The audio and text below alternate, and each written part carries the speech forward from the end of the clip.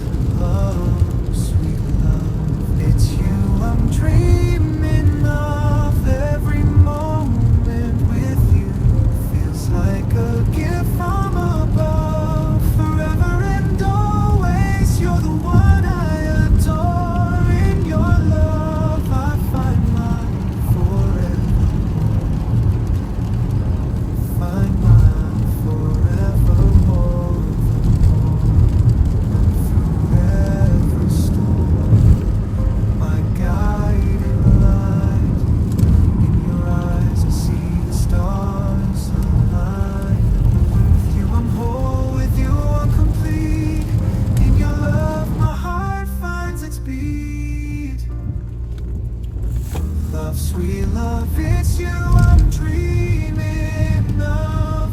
Every moment with you feels like a gift from above. Forever and always, you're the one I adore. In your love, I find my forevermore.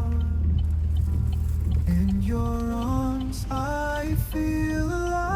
With you, I soar and thrive.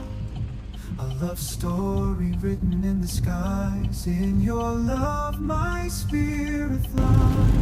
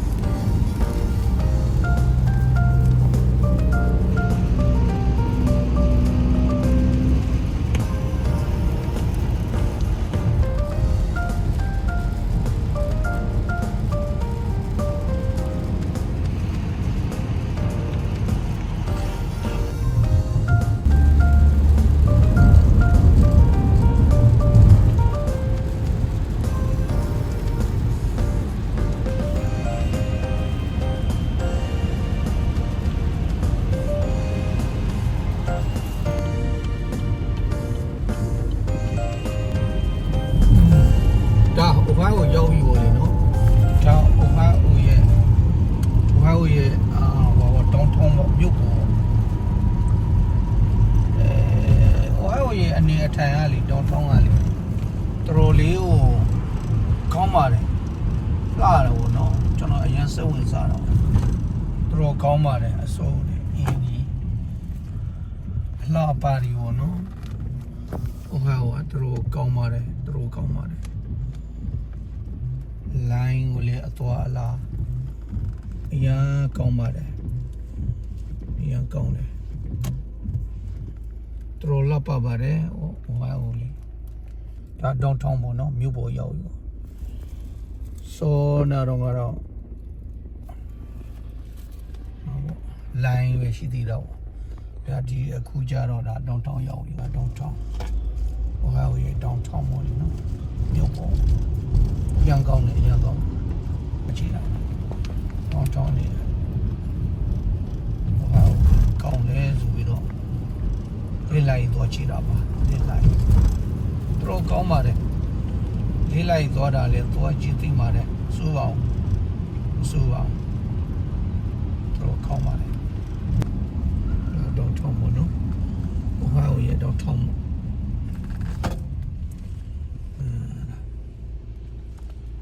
တော့ကောင်းပါတယ်ပြောဖို့ကောင်းပါတယ်ပြောဖို့ကောင်းပါတယ်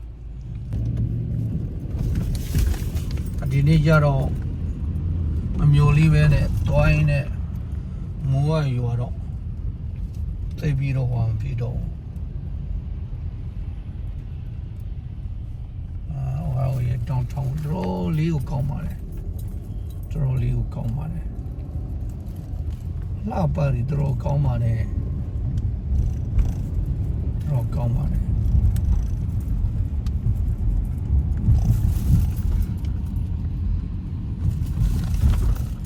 ကျွန်တော်ခဏရရင်တော့ဒီတောင်းထောင်းမှာစားစားလေးတွေပါလေးတွေစားရအောင်ကားတယ်ချင်းလေးဆိုတော့ကားပါကင်ရှာမယ်ထမင်းစားရမယ်ကားပါကင်ရှာမယ်ထမင်းစားရမှာဖြစ်တယ်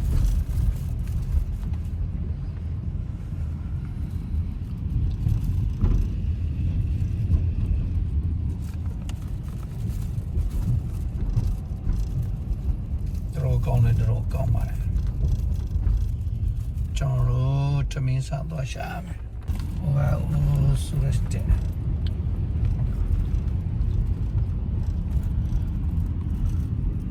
ကောင်းပါတယ်တော့ကောင်းပါတယ်တောင်းလေးတော့ကြီးပါတယ်တော့ရှိပါတယ်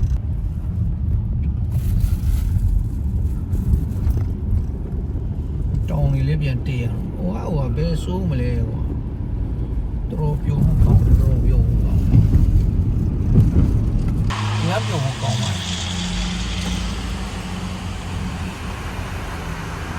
အားလေးတော့များတယ်အားမောင်းတော့မတော်ခဲ့ပါ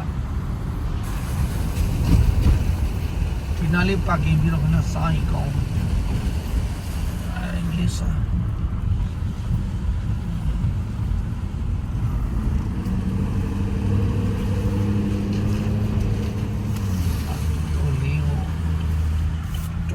Pani na pani na pani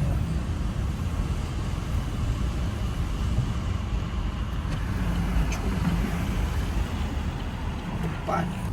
yo hoa ro lười ra ya mo ko tro liu mai to la ya mai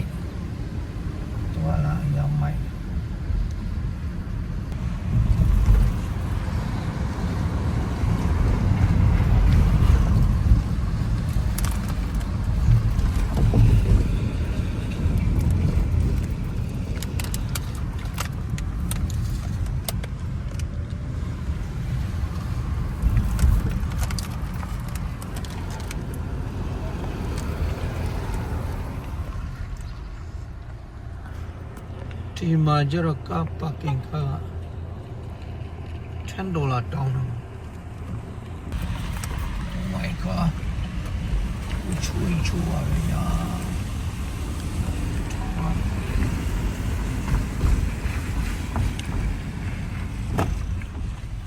လွယ်မလေးဗျာ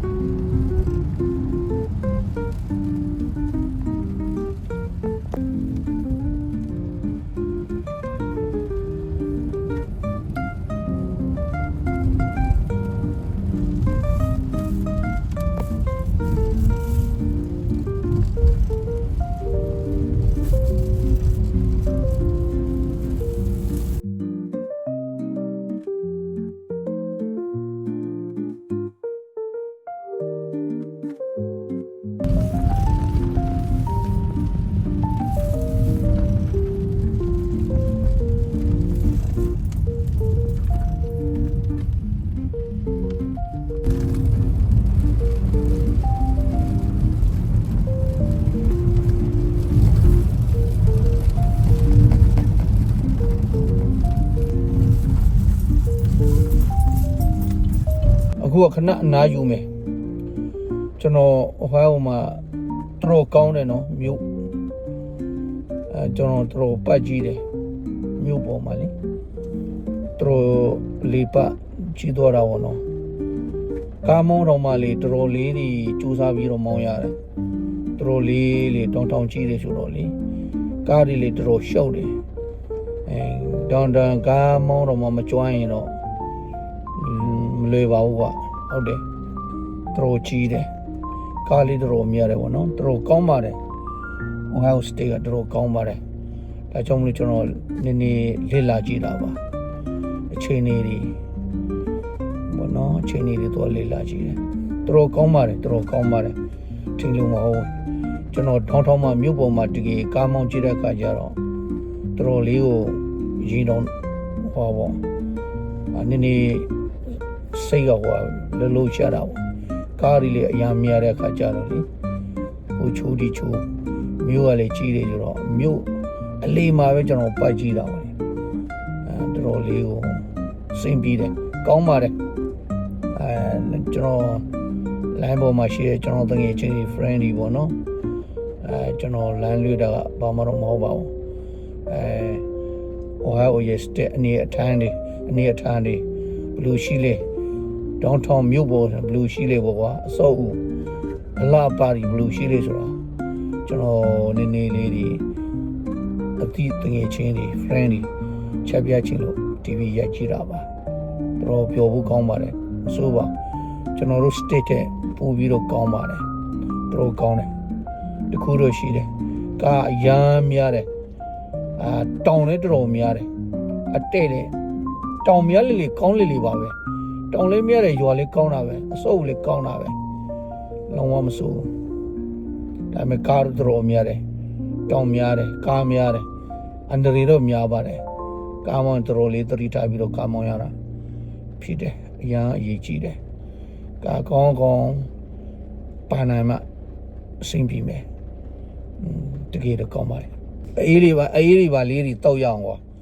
ကားမောင်းရလဲမြို့ပေါ်မှာအလေးမှာကားမောင်းရတာတော်ပီမားပါတယ်ဆက်လေးပီမားတယ်နှလုံးလေးပီမားတယ်အရန်ကားအရန်ကျက်တယ်တအားများတယ်ဆိုတော့လေပြီးတော့လေ line ကလည်းတော်လေးတိတ်လိုက်ရှင်းလိုက်သိတယ်မလားအလုံးတွေ့မှာပါပဲတိတ်လိုက်ရှင်းလိုက်တော်လေးကိုကားမောင်းတာလေတတိထားပြီးတော့မောင်းရတယ်အရန်တတိထားရတယ် steering တော်ကောင်းလေးထိန်းတာမှအဆင်ပြေမယ်တိတ်လိုက်ရှင်းလိုက်သိတယ်မလားတလို့အတက်မှာလည်းပဲကားတွေကလည်းများဟိုဖက်ဒီဖက်သိတယ်မလားတော်အချို့ကွေးတွေတော်များတယ်ဟုတ်တယ်မိုးတယ်ဆွေတို့တငယ်ချင်းတို့ friend တို့ကြံရီနည်းနည်းလေးအေးတော့ရအောင်အမိုးပြအောင်ပေါ့နော်အမိုးပြအောင်တောက်ကြရအောင်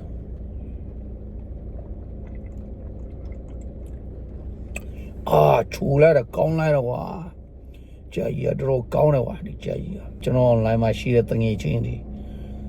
ပြတ်ချင်းလို့ပေါ့နော်မျိုးအလေးတက်ပဲကျွန်တော်ဟိုတော့ဒီတော့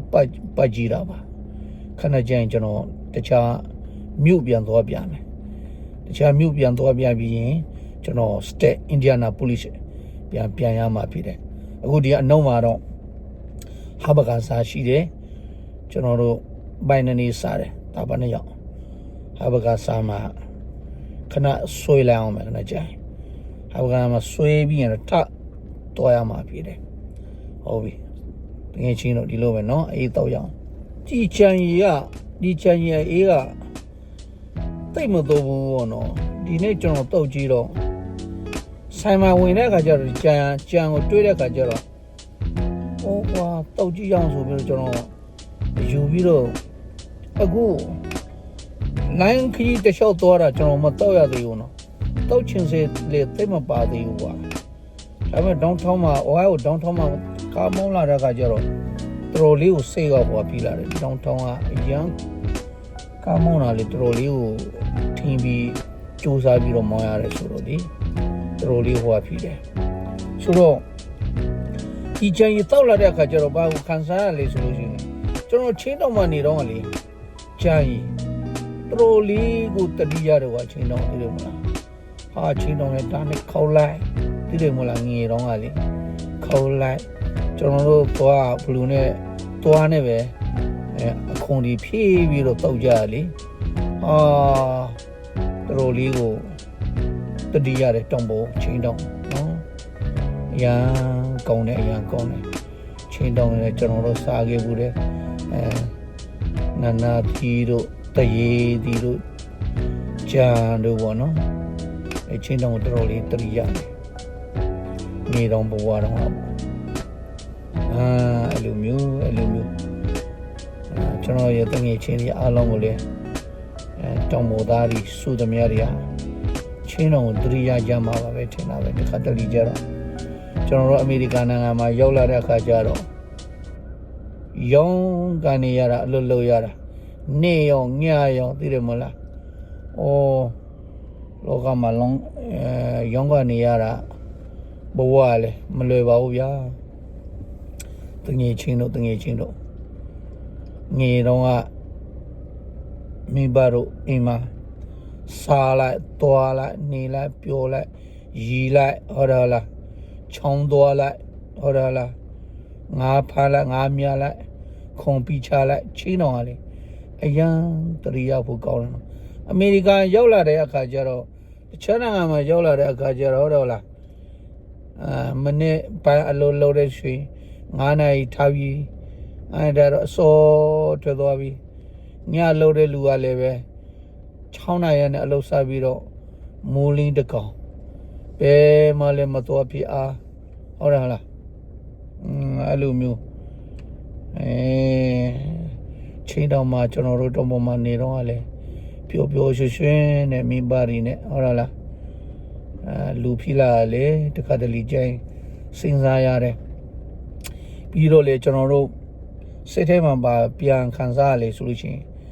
ချင်းတော်မှာနေတော့ကျွန်တော်တို့ဒီလူမျိုးတောင်ပေါ်ဘဝနဲ့သီအင်လေးဘဝနဲ့ဝိုင်းအင်လေးဘဝနဲ့အခုနတွေ့တဲ့အတိုင်းပါပဲဒီလောက်မြုပ်ကြီးပြကြီးသိတယ်မလားဒီလောက်မြုပ်ကြီးပြကြီးဒီလောက်ကောင်းတဲ့နိုင်ငံကိုကျွန်တော်တို့ပြန်ရောက်နိုင်တာကိုလေပဲတကယ်စဉ်းစားရတော့ကျွန်တော်တို့ဝိုင်းအင်လေးနဲ့ပေါ့နော်ကျွန်တော်ပါပြတရိရတဲ့အစားလေးပဲအမေရိကရောက်လာတဲ့အခါကျကျွန်တော်တို့စားတာလေမင်းပါရီရှိမှနေတော့တခါတလေအစားအတော့အဲ့လိုပေါ့နော်အမေရိကပြရောက်လာတော့ကာကောင်းနေရှိနေတယ်ဒီလောက်မြူကြီးပြကြီးဒီလောက်ကောင်းတဲ့နိုင်ငံကြီးကျွန်တော်တို့ကဘာမှမဟုတ်တဲ့တောင်ပေါ်ဘဝလေးကနဲ့ဒီလောက်တာရတဲ့နေရာကိုကျွန်တော်တို့အလေးပတ်နိုင်တာတွားနိုင်တာလေတကယ်လေးဖျားသခင်ကြည်ယူတော်ကြောင်းပဲဖြစ်တယ်နော်တချို့တွေကကျွန်တော်တို့ဘဝနိုင်ငံခြားရောက်ပြီးတော့ဘဝတွေလည်းမေ့တယ်ကိုတောင်ပေါ်မှာနေတော့ဘလူးစားလဲဘလူးနေရလဲဘလူးနေရလဲဆိုတာကိုလေပြန်လေပြီးတော့တတိမရတော့မေ့သွားပြီးတော့ကားကောင်းရှိပြီးဟုတ်တယ်လားမြို့ဒီလောက်ကောင်းတဲ့နေရာကိုသွားနိုင်ပြီးကျွန်တော်တို့ဖရားတွေကမိနေကြတာနော်ဖရားသခင်ကြည်ယူတော့ကြောင့်ကျွန်တော်တို့ကအဲ့ဒီတောင်ပေါ်မှာဝိုင်းအင်ဘဝလေးရထင်းအင်ဘဝလေးရနဲ့နော်ကျွန်တော်တို့ဘဝကိုပြန်စဉ်းစားကြည့်ရင်လေတော်လေးကိုဘဝအခုချိန်ကြည့်မယ်ဆိုရင်ဘလို့အထိတိုးတက်ရလေဆိုလားကျွန်တော်တို့ရေဘဝဖျားသခင်ကြည်ယူတော်ကြောင့်သက်ဖြစ်တာဒါအမဒါမှကျွန်တော်တို့ဖျားသခင်ကြည်ယူတော်ကြောင့်သက်ဆိုတာကျွန်တော်တို့သိတတ်ဖို့နားလေတတ်ဖို့ရအမဒါလေအရေးကြီးတယ်ဆိုတော့ကျွန်တော်လိုင်းမှာရှိတဲ့တငယ်ချင်းတွေကိုလေပြန်ပြောချင်တာဖြစ်ပါတယ်ဖျားကဘလို့ကောင်းများလဲဆိုတာကိုကျွန်တော်တို့အခုနကျွန်တော်ပတ်တဲ့နေရာတွေသွားတဲ့နေရာတွေကြည့်မယ်ဆိုလို့ရှိရင်ဒီလောက်တာရတဲ့နေရာကျွန်တော်တို့တောင်ပေါ်မှာဝိုင်းအင်ဘဝကလည်းဒီလူမျိုးတာတဲ့တိုက်ကြီးပြောကြီးတဲ့နေရာမှာကျွန်တော်တို့ကအင်္ဂလိပ်နိုင်ငံအင်္ဂလိပ်လူပြူတွေနဲ့တန်းတူပတ်နိုင်တာသွားနိုင်တယ်ဆိုတာလူအနေနဲ့ရှင်းစားမယ်ဆိုလို့ချင်းတောင်ပေါ်ဘဝနဲ့တောင်ပေါ်မှာဒေသဘဝနဲ့ဒီလူမျိုးတာရတဲ့အမေရိကန်မှာကျွန်တော်တို့ရှောင်းလန်းနိုင်ခဲ့ဘူးလားဆိုတာစဉ်းစားရင်လွယ်တဲ့အရာမဟုတ်ဘူးနော်ဒါလေဖယားကအိုးဖယားဆိုတာအဲ့ဒါပါပဲအောက်ဖွေတဲ့ဖယားဆိုတာအဲ့ဒါပါပဲဒါကြောင့်လို့ကျွန်တော်တို့ကိုကိုတဲ့ဖယားကျွန်တော်တို့ကေတင်တဲ့ဖယားဘလောက်ကောင်းမြတ်လဲဆိုတာဘလောက်ကျွန်တော်တို့ကောင်းကြီးပေးလေဆိုတာအင်မတန်မှဖယားကို ချီမြောက်ဖို့အရန်လူတွေဆိုတော့ဘုရားရဲ့ကြေးကျူးတော်ကြောင့်ဆိုတော့ကျွန်တော်တို့အရန်သိတတ်ဖို့လေးလူတွေဆိုတော့ကျွန်တော်ပြောချင်ပါတယ်ဆွေတို့အေးပြန်တော့ကြရအောင်ကွာမောနေပြီ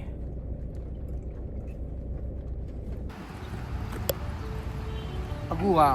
ဟဘကဆိုင်ပေါ့နော်ဒီဟဘကဆိုင်ကိုကျွန်တော်တို့ဟဘကစားရမှာပြည်တယ်နည်းနည်းပြင်ပါနေဘတ်စားပြီပေါ့နော်ဟဘကစားရကောင်းစားရမယ်ကွာပြင်ရတော့ကျွန်တော်ရမယ်အေးဆိုလို့ရှိရင်ဒီလိုပြန်နေရမယ် small လောက်ရမယ်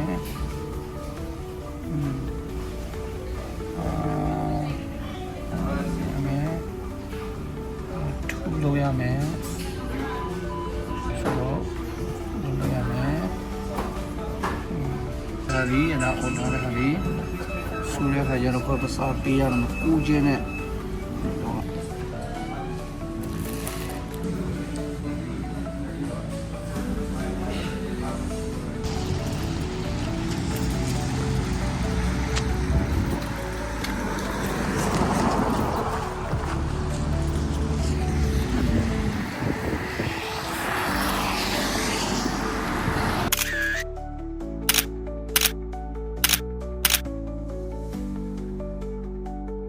online မှာရှိတဲ့ကျွန်တော်တငယ်ချင်းတွေအားလုံးခုနပြောသလိုပဲOhio မှာမြို့သေးကိုပါပြီးတော့မှဟဘကစားလဲကျွန်တော်တို့စားပြသွားပြီးပြပါတယ်အခုကတော့ဘတ်တင်ဝါပြီဆိုတော့ထပြီးတော့တွားရတော့မှဖြစ်တယ်ကျွန်တော် Facebook မှာရှိတဲ့ကျွန်တော်တငယ်ချင်းတွေအားလုံးOhio ရဲ့အကြောင်းကအခုကျတော့ဒီလောက်ပဲပြပေးမှာပေါ့နော်ဒီလောက်ပဲကျွန်တော်မနေ့ပြန်ဆိုလို့ရှိရင်တနေ့ရအောင်ပြန်ပြပေးရမှာဖြစ်တယ်ဒီနေ့တော့ဒီလောက်နဲ့ပဲအဆောင်သတ်မှာတငယ်ချင်းတို့နော်ကျွန်တော်Ohio မှာ downtown တွေလမ်းကြီးတွေပြပေးတဲ့အရာကို